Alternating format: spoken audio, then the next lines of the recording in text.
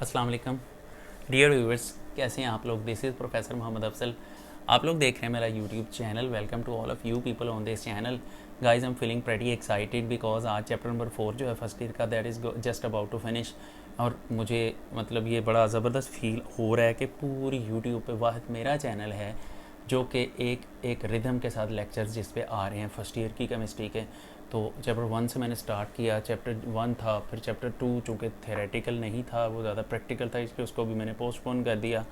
फिर चैप्टर 3 की बात करें तो चैप्टर 3 का ऑलमोस्ट सारे लेक्चर्स इस पे पड़े हुए हैं।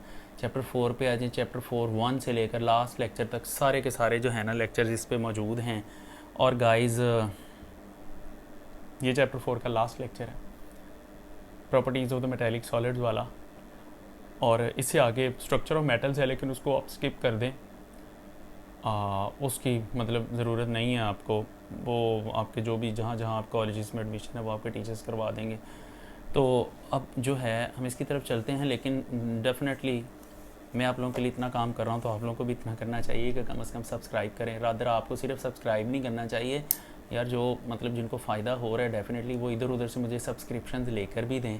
लिंक ही शेयर करना ना यार, आपने तो कर दें यार, आपके एक क्लिक से मेरा काम अच्छा हो जाना है। तो यार दूसरा ये है कि वॉच टाइम भी मुझे चाहिए, और जो लोग मतलब आप समझते हैं कि जिनको ज़रूरत है लेक्चर्स की, तो आप उनमें भी इसका लिंक शेयर करें यार, अच्छी चीज़ फैलाएं दूसरों में भी।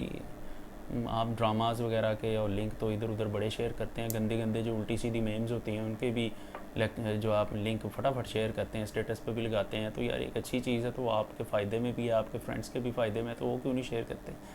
तो दैट इज़ ट्रेजिक समटाइम्स। तो मैं एलर्जिक भी हो जाता हूँ कि यार फ़ायदा क्या है, लोग देखते तो है नहीं, इससे तो अच्छा था एक एंटरटेनमेंट चैनल बना लेता। तो एटलीस्ट मुझे डिसार्ट तो ना होने दें यार, आप कर लिया करें इस तरह की चीज़ें। तो खैर, pretty excited, ending chapter number 4। तो हम प्रॉपर्टीज़ ऑफ मेटेलिक क्रिस्टल्स की तरफ चलते हैं। इसकी पहली 2 प्रॉपर्टीज़ थी, thermal conductivity and electrical conductivity, जिसके लेक्चर्स मैं अपलोड कर चुका हुआ हूँ, और इनका लिंक भी मैं नीचे दे देता हूँ। और वैसे भी चैप्टर के लेक्चर के एंड पे जो है वो इनका लिंक ऑटोमेटिकली आ जाएगा, तो आप उसमें से देख लीजिएगा। तो गाइज़, हम इसकी थर्ड प्रॉपर्टी की तरफ चलते हैं, दैट इज़ मेटेलिक लस्टर। तो guys, I am gonna write here third heading, तीसरे पॉइंट पे दे दें। इसका जो थर्ड पैराग्राफ है जहाँ लिखा हुआ है whenever the metals are freshly cut. क्या, अच्छा बुक नहीं पकड़ी आपने, तो इसको वीडियो को पॉज करें भाई, बुक ले आए ना आप, पहले बुक उठा के ले आए, बुक का 107 पेज नंबर निकाल लें। पॉज करें जी, कर दी। अच्छा जी, अब आप वापस आ गए हुए, वेलकम। अब आप पेज नंबर 107 निकाल लें। 107 पेज फर्स्ट ईयर की केमिस्ट्री का टेक्स्ट बुक का 107 पेज पे थर्ड पैराग्राफ है जिस पे लिखा हुआ है whenever the metals are freshly cut. तो गाइज, इसके ऊपर आपने हेडिंग देनी है मेटेलिक लस्टर की, metallic lustre. Guys, metallic lustre, lustre basically कहते हैं चमक को। तो जो मेटल्स होती हैं ना, आपने अक्सर ऑब्जर्व किया होगा, लोहे के एक पीस को काटा जाए ना, तो जहाँ से कटा होता है वहाँ से वो शाइन करता है। इसके अलावा अगर हम किसी मेटल को साफ़ करें, अच्छी तरह से साफ़ करें सैंड पेपर के साथ, तो वो भी शाइन करना शुरू हो जाती है। तो ये व्हाट इज़ दिस, ये क्या है, मेटल की जो फ्रेशली कट सरफेस है वो शाइन क्यों करती है, that is called metallic lustre. इसके ऊपर शॉर्ट क्वेश्चन भी बनता है, वैसे तो ये लॉन्ग क्वेश्चन का हिस्सा है। इलेक्ट्रिकल कंडक्टिविटी है, फिर थर्मल कंडक्टिविटी है, फिर तीसरी प्रॉपर्टी मेटेलिक लस्टर है, चौथी प्रॉपर्टी मैलिएबिलिटी एंड डक्टाइलिटी है। 4 प्रॉपर्टीज़, चार पॉइंट्स का एक लॉन्ग क्वेश्चन बड़ा फिट बनता है 4 मार्क्स का, लेकिन ये वैसे कभी आया नहीं है। तो ये third property as a short question आ सकती है। क्वेश्चन आता है what is meant by metallic lustre, how is it produced. Metallic lustre है क्या और ये प्रोड्यूस कैसे होता है। और ये थर्मल कंडक्टिविटी और मेटेलिक लस्टर में से एक ज़रूर आता है पेपर में, आप इसको अच्छी तरह से कर लीजिएगा। तो मैं बता देता हूँ, आम तौर पे ये समझा जाता है कि सोलर रेडिएशंस आते हैं, मेटल की जो कटी हुई सरफेस है उस पर टकराते हैं, उससे टकराने के बाद वो रिफ्लेक्ट होकर हमारी आंखों में आते हैं, तो हमें वो शाइन करता हुआ नज़र आता है मटेरियल। लेकिन गाइस, इनफैक्ट ऐसा नहीं है। होता क्या है कि जब हम किसी मेटल की सरफेस को काटते हैं तो जो कटी हुई सरफेस है फ्रिक्शन की वजह से उसमें हीट एब्जॉर्ब हो जाती है। जब वो हीट एब्जॉर्ब होती है तो उसके इलेक्ट्रॉन्स जो होते हैं वो उसमें एक एटम तो होता नहीं, जहाँ से कटता है वहाँ पर मिलियंस ऑफ एटम्स होते हैं।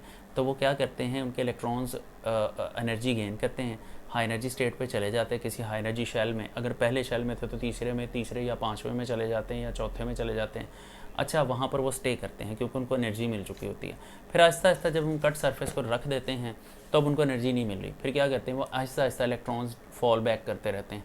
पाँचवें से चौथे में गिरेगा, चौथे से तीसरे, तीसरे से दूसरे, दूसरे से पहले में गिरेगा, न्यूक्लियस में नहीं गिरेगा। वो क्यों नहीं गिरेगा उसकी बातें भी हम आगे जाकर रदरफोर्ड एंड बोहर मॉडल में करेंगे। तो गाइस क्या होता है, जब इलेक्ट्रॉन वापस आता है ना एनर्जी रिलीज़ करते हुए, तो वो एनर्जी रिलीज़ होके वो रिलीज्ड एनर्जी डी एक्साइटेशन की वजह से, इसे कहते हैं डी एक्साइटेशन। जब इलेक्ट्रॉन लो एनर्जी से हाई एनर्जी पे जाता है तो वो एक्साइटेशन होती है। लेकिन गाइस जब इलेक्ट्रॉन हाई से लो पे आता है तो वो डी एक्साइटेशन होती है। जब डी एक्साइटेशन होती है तो एनर्जी जो होती है वो रिलीज़ होती है। ऐसे में जब एनर्जी रिलीज़ होती है तो वो रिलीज एनर्जी लाइट की फॉर्म में, क्वांटम फोटॉन्स की फॉर्म में हमारी आंखों में आती है और हमें वो चमकता हुआ मटेरियल नज़र आता है। And that is the clear logic behind this के cut surface of metal shine करती क्यों है। तो गाइज इसका आंसर आपने पूरा लिखना है। देखें, आई am gonna read the passage from the book. Whenever the metals are freshly cut, most of them possess metallic luster. ज़्यादातर जो उनमें metallic luster रखते हैं, which means that they have a shining surface. इसका मतलब है कि उनकी surface जो होती है शाइन करती है, और जो कटी हुई surface होती है या जिसको हमने सैंड पेपर की मदद से साफ़ किया होता है वो surface जो होती है वो शाइन करती है। That is called metallic luster. अब आगे उसकी रीज़न दी गई है।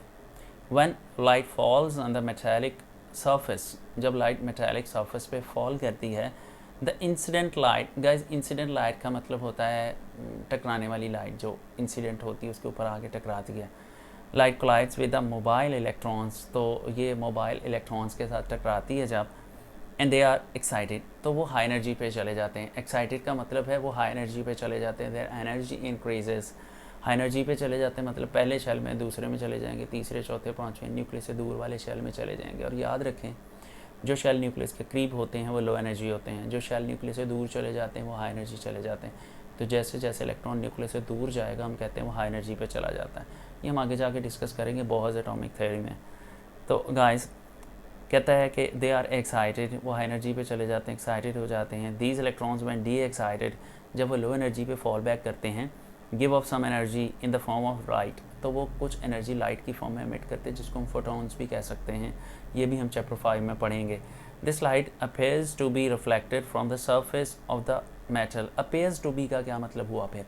अपेयर्स टू बी का मतलब है ऐसे लगता है जैसे कि ये रिफ्लेक्ट होके आ रहे मेटल की सरफेस है, which gives a shining look, जो कि उसको एक शाइनिंग लुक देती है, एक चमकदार सरफेस बना देती है उसको। तो गाइज दैट्स इट, यहाँ तक इस शॉर्ट क्वेश्चन का आंसर होगा। मेटेलिक लस्टर क्या होता है और ये कैसे प्रोड्यूस होता है, इसके साथ डायग्राम बनाने की ज़रूरत नहीं है, ना ही आपकी बुक में मैंशनड है। Guys last and final property जो इसकी आती है that is malleability and ductility. जो लास्ट पैराग्राफ है जहाँ लिखा है metals are malleable and ductile, आप यहाँ पर एट नंबर 4 आप हेडिंग दे सकते हैं मैलिएबिलिटी एंड डक्टाइलिटी। लें जी malleability, I am gonna write here, and ductility. Guys बड़ी आसान सी बात है, मैलिएबिलिटी होता है, देखें जो मेटल्स होती हैं ना, इनके जो पार्टिकल्स होते हैं मेटल्स के ऊपर, जब हम प्रेशर अप्लाई करते हैं, प्रेशर अप्लाई ये कोई बहुत बड़ी साइंस नहीं, पढ़ के थोड़ा मार दे होते हैं, जब हम उस पर थोड़ा मारते हैं ना तो गाइस उससे ये होता है कि उसके पार्टिकल्स जो होते हैं ना वो मतलब स्लिप कर जाते हैं एक दूसरे के ऊपर, और जब स्लिप करते हैं तो उसकी शेप चेंज हो जाती है लेकिन वो फ्रैक्चर नहीं होती, ब्रेक नहीं होती। इसके अलावा आप आयनिक सॉलिड्स को हीट करें, आयनिक सॉलिड पे आप प्रेशर अप्लाई करें, आई मीन उसे थोड़ा मारें, तो ऐसी सूरत में वो ब्रेक हो जाती है। लेकिन जो मेटेलिक क्रिस्टल्स होती है इसके पार्टिकल्स क्या करते हैं, अपने आप को रीअरेंज कर लेते हैं, उनकी शेप चेंज हो जाती है लेकिन वो डिस्ट्रॉय नहीं होते। तो प्रेशर अप्लाई करने से पार्टिकल्स की शेप का, सब्सटेंसेस की शेप का चेंज हो जाना, ये होती है मैलिएबिलिटी एंड डक्टाइलिटी। लेकिन इनके कुछ स्पेसिफिक मीन्स भी होते हैं मैलिएबिलिटी एंड डक्टाइलिटी में। मैलिएबिलिटी जो होती है बेसिकली उसका मतलब होता है शीट्स में कन्वर्ट करना, मटेरियल्स को शीट्स में कन्वर्ट करना, मतलब आप उनको मतलब हैमरिंग करते चले जाएं तो सिंगल लेयर ऑफ एटम्स बन जाती है और वो एक शीट बन जाती है। और एक शीट बन जाती है, तो उससे हम समटाइम्स इस तरह की मटेरियल बनाते हैं जैसे कि सेल की एक्सटर्नल कोटिंग हम बनाते हैं इलेक्ट्रोलाइटिक सेल की, तो जिससे हम डेली लाइफ में बात करें तो ये जिसके बक्से वगैरह चाबियाँ जो पेटियाँ वगैरह बन जाती है, अब तो आउट ऑफ फैशन हो गई हुई हैं, सेफ अलमारियाँ बन जाती हैं, तो ये शीट्स में इनको कन्वर्ट किया जाता है। तो गाइस डक्टाइलिटी जो होती है बेसिकली होता है ऐसी प्रॉपर्टी जिसकी मदद से हम मेटल्स को वायर्स में कन्वर्ट करते हैं। जिस तरह गोल्ड के वायर्स बन जाती हैं ना, जेवरात बनाते हैं, गोल्ड के बारीक बारीक वायर्स बनाते हैं और गोल्ड के पार्टिकल्स को कनेक्ट करने के लिए, डिज़ाइन बनाने के लिए, तो ये इसको कहते हैं डक्टाइलिटी, मेटल्स को वायर्स में कन्वर्ट करना। तो इसके अलावा इलेक्ट्रिकल कंडक्टिविटी के लिए जो कॉपर वायरिंग यूज़ होती है, कॉपर बेसिकली एक मेटल है, तो उसकी जो तारें बनती हैं तो वो भी वायरिंग जो होती है बेसिकली डक्टाइलिटी की प्रॉपर्टी को यूज़ करके बनती हैं। तो ये शॉर्ट क्वेश्चन है, what is meant by malleability and ductility, लेकिन इतना इंपॉर्टेंट क्वेश्चन ये नहीं है। तो गाइस मैं रीड कर देता हूँ बुक से, आप इधर से कर लें, इसमें डायग्राम बनाने की ज़रूरत आपको नहीं है। Guys metals are malleable and ductile whenever stress is applied, stress मतलब pressure, is applied on them, their layers slip past each other, उनकी लेयर्स एक दूसरे के ऊपर स्लिप कर जाती हैं। The structure of the metals change without fracturing as shown in the figure, figure का आपने जिक्र भी नहीं करना, बनानी भी नहीं है, तो दिस इज क्वाइट सिंपल, इतना सा आप इसका आंसर लिखेंगे and that's it guys, chapter 4 is over. इसके आगे स्ट्रक्चर ऑफ मेटल्स उसको गोली मारें, वो आप अपने मतलब कॉलेज में अगर कोई टीचर आपको पढ़ाता है तो वो कर लें, अदरवाइज़ ना भी करेंगे तो गुजारा हो जाएगा, इसकी कोई औकात भी नहीं पूछता। तो सिंपली गाइस एक दफ़ा फिर आई एम फीलिंग एक्साइटेड कि मेरा चैप्टर नंबर 4 जो है वो कंप्लीट हो गया हुआ है। उसके सारे के सारे लेक्चर्स आपको इसी चैनल पे मिल जाएंगे, और आप काइंडली यार लोगों में लिंक शेयर करें, I need the watch time, बार बार कह रहा हूँ तो यार इतना तो आपको करना चाहिए। बाकी ये कि सब्सक्राइबर्स भी चाहिए मुझे फर्दर, आप ऐसा करें कि अपना सब्सक्राइब खुद भी करें, अपने फ्रेंड्स में भी सब्सक्रिप्शंस के लिए लिंक सेंड करें, फ्रेंड्स हैं, कज़न्स हैं, सबके अंदर ये लिंक शेयर करें, जो जो भी स्टूडेंट्स हैं। आपको दुआएं देंगे तो फिर साथ में मुझे भी दुआएं देंगे, मेरा भी फ़ायदा हो जाएगा, आपका तो हो रहा है। गाइस सब्सक्राइब करें, बेल आइकन प्रेस करें, ऑल नोटिफिकेशंस पे क्लिक करें, अपना ख्याल रखें, थैंक यू सो मच, अल्लाह हाफ़िज़।